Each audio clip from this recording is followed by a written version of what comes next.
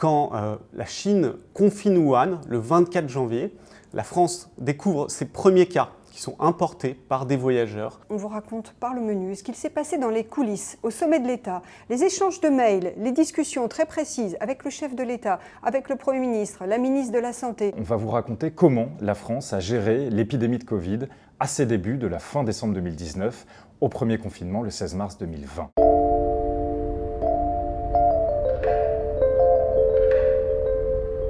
Cette semaine, dans Le Point, on va vous raconter des secrets d'État. Des secrets d'État et pas n'importe lesquels. On va vous raconter comment la France a géré l'épidémie de Covid à ses débuts de la fin décembre 2019 au premier confinement le 16 mars 2020. La France va prendre du retard dans sa réaction à l'épidémie du fait de blocages à l'intérieur de l'État. Quand la Chine confine Wuhan le 24 janvier, la France découvre ses premiers cas qui sont importés par des voyageurs en provenance de la ville du centre de la Chine. On vous raconte par le menu ce qu'il s'est passé dans les coulisses, au sommet de l'État, les échanges de mails, les discussions très précises avec le chef de l'État, avec le Premier ministre, la ministre de la Santé, sur les différentes alertes qui très tôt leur sont parvenues. On a investigué pendant de longues semaines avec ma consoeur Nathalie Chuc du service politique, Jérémy André du service Monde et moi-même Marc Le Plongeon du service Société. Pourquoi on s'y est mis à trois? Parce qu'on considère que ce thème est absolument transversal et ça nous a permis de recueillir un certain nombre de notes confidentielles, de rapports inédits qui documentent de façon totalement exclusive le rapport de la politique à la science. La ministre de la Santé, Agnès Buzyn, demande à Santé publique France, qui est l'agence en charge des crises sanitaires, de rédiger une note pour établir différents scénarios. 3 scénarios vont être établis par Santé publique France. Le premier, celui d'une épidémie contenue, comme le SRAS, le prédécesseur du SARS-CoV-2, du nouveau virus, en 2003. La deuxième hypothèse est celle d'une épidémie comme une grippe, donc grippe-like, qui donc provoquerait une pandémie à impact significatif.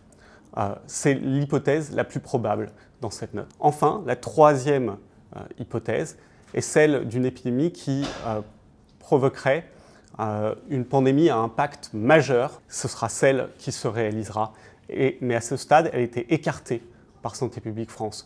Donc l'État français disposait d'une alerte pertinente dès la fin janvier. Et l'on découvre un pouvoir qui a agi un peu à reculons, dans une sorte de déni, dans une sorte de refus d'obstacle. Le 4 mars 2020, le chef de l'État pique par exemple une colère en Conseil des ministres en s'exclamant « On n'est quand même pas dans une situation où on va devoir tout bloquer ». Le ministère de la Santé s'interroge sur le stock d'équipements de protection et de masques dont il dispose et réalise qu'il lui reste moins de 100 millions de masques chirurgicaux FFP1 donc, qui peuvent être destinés aux patients ou à la population générale, alors que 10 ans plus tôt, il en disposait de plus d'1 milliard. On va vous nourrir sur 20 pages d'anecdotes, d'histoires et surtout de tous ces petits secrets qui font que jusqu'au bout, le gouvernement n'a pas voulu vous croire à ce confinement et comment il a essayé de s'en sortir face à une pandémie que nul en Europe n'avait su prédire.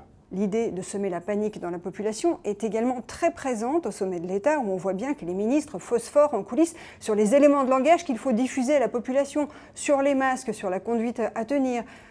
Les messages officiels sont « Ne vous inquiétez pas, tout est sous contrôle ». Le 6 mars, on se souvient de cette fameuse soirée où le chef de l'État se rend au théâtre avec son épouse Brigitte, qui lui a organisé ce petit moment pour, je cite, qu'il s'aère. Dans les coulisses du Théâtre Antoine, Emmanuel Macron a cette phrase « Pas question de confiner, la vie économique doit pouvoir se poursuivre ». 10 jours plus tard, il intervient à 20h dans une allocution solennelle devant les Français. Il n'a plus le choix, il faut confiner le pays. Je rappelle qu'à l'époque, il n'a même pas prononcé le mot « confinement ».